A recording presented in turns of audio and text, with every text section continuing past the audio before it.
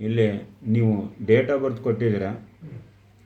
ನನಗೆ date of birth ಕೊಟ್ಟಿರೋದು ಏನು ಬರುತ್ತೆ, 14/5/1987, ವಾರ ಗುರುವಾರ ದಿವಸ ರಾತ್ರಿ 9 ಗಂಟೆ. ಜನ್ಮದ ನಕ್ಷತ್ರ ಐತಲ್ಲ, ಅನುರಾಧ ನಕ್ಷತ್ರ ವೃಶ್ಚಿಕ ರಾಶಿ. ಅದು ಅನುರಾಧ ನಕ್ಷತ್ರ ವೃಶ್ಚಿಕ ರಾಶಿ ಅಂದರೆ ಹೆಸರು ಬರಬೇಕಾದದ್ದು ನ ನ ನಿ ನು ನೆ ಹೆಸರು ಬರಬೇಕಾದದ್ದು. ಈಗ ಅದನ್ನು ಏನು ಹೆಸರಿಂದ ರಘು, ಸುಮ್ಮನೆ ನೀವು ರಘು ಅಂತ ಅದನ್ನು ಇಡೋದು ತಪ್ಪು ಆಗುತ್ತೆ. ಅದು ಯಾಕಂತಂದರೆ ಇಲ್ಲಿ ಅವನು ಈ ಡೇಟ್ ಪ್ರಕರಣದಲ್ಲಿ ನೋಡಿದರೆ ವಿವಾಹ ಯೋಗ ಅವನಿಗೆ 30ನೇ ವಯಸ್ಸಿನೊಳಗಡೆ ಕ್ಲಿಯರ್ ಆಗಬೇಕು. ಈಗ ಬೇಡ ಅಂತ ಅದನ್ನು ಮುಂದಕ್ಕೆ ತಳ್ಳಿ ಈಗ ಮಾಡ್ಕೊಳಕ್ಕೆ ನಿಂತ್ಕೊಂಡಿದ್ದಾರೆ. ಆದರೆ ಅದು ಮದುವೆ ಯೋಗ ಮುಗಿದೋಗೈತಿ. ಇವನ್ ಲೈನಲ್ಲಿ ಐತದು ವಿವಾಹ, 2 ವಿವಾಹ ಆಗುವ ಯೋಗವಿದೆ ಅಂತ ಇವನ ಜಾತಕದಲ್ಲಿ ಐತಿ ಇದರಲ್ಲಿ. ಆದರೆ ಅವನು ಏನು ಮಾಡ್ತಾನೆ ಈಗ ಅಂತಂದರೆ, ನೀವು ಈಗ ಈ ಡೇಟ್ ಕೊಟ್ಟಾಗ 87ನೇ ಇಸ್ವಿ ನೀವು ಕೊಟ್ಟಾಗ ಇದನ್ನು ವಿವಾಹ ಯೋಗದ ಬಗ್ಗೆ ನೀವು ಕೇಳ್ತಾ ಇದ್ದೀರಾ ಅನ್ನುವಂಥ ಪ್ರಶ್ನೆ ನನ್ನ ನಂತರ. ಹೌದಲ್ವಾ?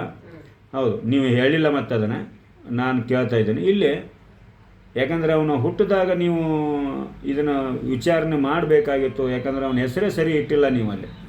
ಹೌದು, ಒಂದು ಶನಿ ದೇವರಿಗೆ ತೈಲಾಭಿಷೇಕ, ಒಂದು ಗಂಡ ದೇವರಿಗೆ ಅಭಿಷೇಕ, ಒಂದು ಆಶ್ಲೇಷ ಪೂಜೆ.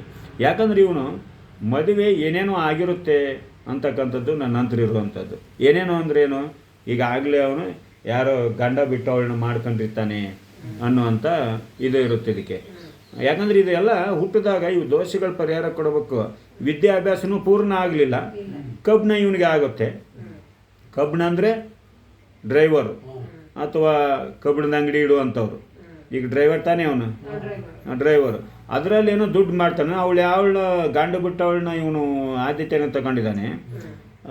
ಅದೆಲ್ಲ ಹೌದು. ಜೀವನಾನ ಈಗ ಮಕ್ಕಳು ಅಮ್ಮನಿಗೆ 2 ಮಕ್ಕಳಿದ್ದಾವೆ.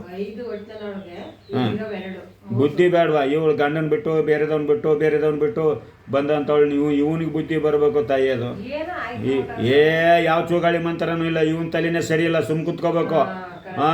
ಸುಮ್ಮನೆ ಯಾವ ಚೂಗಾಳಿ ಮಂತ್ರನೂ ಇಲ್ಲ.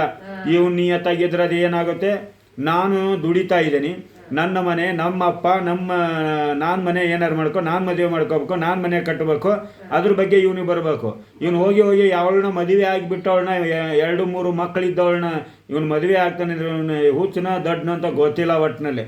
ಈಗಲೂ ಹೇಳ್ತಾ ಇದ್ದೀನಿ ತಾಯಿ, ಇದನ್ನು ನೀವು ಮಾಡಬೇಕಾದದ್ದು ಒಂದು ಶನಿ ಶಾಂತಿ ಪೂಜೆ ಶನಿಮಾತನ ದೇವಸ್ಥಾನದಲ್ಲಿ, ಆಮೇಲೆ ಒಂದು ಗಂಡ ದೇವ್ರದ್ದೊಂದು ಅಭಿಷೇಕ, ಮತ್ತೊಂದು ಆಶ್ಲೇಷ ಪೂಜೆ.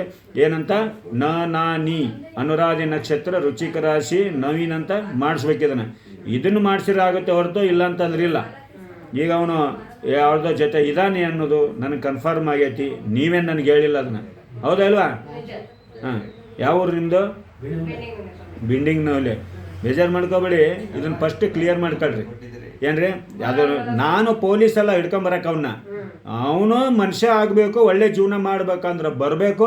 ಈಗ ಅವಳು ಯಾವಾಗ ಕೈ ಕೊಡ್ತಾಳಂತ ಗೊತ್ತಿಲ್ಲ, ಅದು ಅವನಿಗೆ ಬಿಟ್ಟಿರೋದು. ಅರ್ಥ ಆಗುತ್ತಾ? ಅದನ್ನು ಕ್ಲಿಯರ್ ಮಾಡಿರಿ. ಈಗ ನೀವು ಹೇಳ್ದೆ ನಾನು ಈ ವಿಚಾರ ಮಾತಾಡ್ತಾ ಇದ್ದೀನಿ ಅಂದರೆ ಪ್ರತಿಯೊಬ್ಬರು ತಿಳ್ಕೊಳ್ರಿ ಅದನ್ನು, ಹೌದಲ್ವಾ? ನಿಮಗೆ ಈಗ ಒಂದು ಇದನ್ನು ಬರೆದು ಕೊಟ್ಟಿರ್ತೇನೆ ನಾನಿಲ್ಲೇ. ಅದನ್ನು ತೊಗೊಂಡೋಗಿ ಅವನು ಬಂದಾಗ ಮಾಡಿಸ್ತಿರೋ ಅಥವಾ ಯಾರು ಅವ್ನ ಫ್ರೆಂಡ್ಗೆ ಹಚ್ಚಿ ಕರೆಸ್ತಿರೋ, ನನಗೇನು ಗೊತ್ತಮ್ಮ, ಒಂದು ಉತ್ತಮವಾದ ಜೀವನ ಮಾಡಬೇಕು. ನಾವು ಹುಟ್ಟಿದ್ದೀವಿ.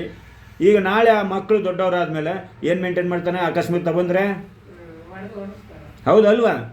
ಇದನ್ನೇ ಅವನ ಜನ್ಮ ಇದರಲ್ಲಿ ಐತದು 2 ವಿವಾಹ ಆಗುವ ಯೋಗವಿದೆ ಅಂತ. ನೀವೆಲ್ಲ ಈ ಪೂಜೆ ಮುಗಿಸಿದ 11 ತಿಂಗಳ ನಂತರ ಇದಕ್ಕೇನಾರ ಬೇರೆ ಥರ ಉತ್ತರ ಕೊಡ್ಬೋದು. ನೀವು ಪೂಜೆ ಮಾಡಿಸ್ಲಿಲ್ಲ ಅಂದ್ರೆ ಅದು ನಿಮ್ಮ ಮನೆ ಬರ, ನಂದಲ್ಲ. ನಾನು ಅದು ಇಲ್ಲಿ ಕುಂತ್ಕೊಂಡು ನೀವೇನು ಹೇಳಿಲ್ಲ, ಬಂದು ಸುಮ್ಮನೆ ಡೇಟ್ ಕೊಟ್ಟಿದ್ದೀರ, ಇರೋ ಬರೋದೆಲ್ಲ ನಾನು ಹೇಳಾಕಿದ್ದೀನಿ, ಹೌದಲ್ವಾ? ಅನುಕೂಲ ಆಗಲಿ ಬಿಡಿ. ಅವರೊಂದ್ಸರಿ ಇವ್ರೊಂದ್ಸರಿ ಒಳ್ಳೊಳ್ಳೆ ಊಟ ಇಟ್ಲಿ.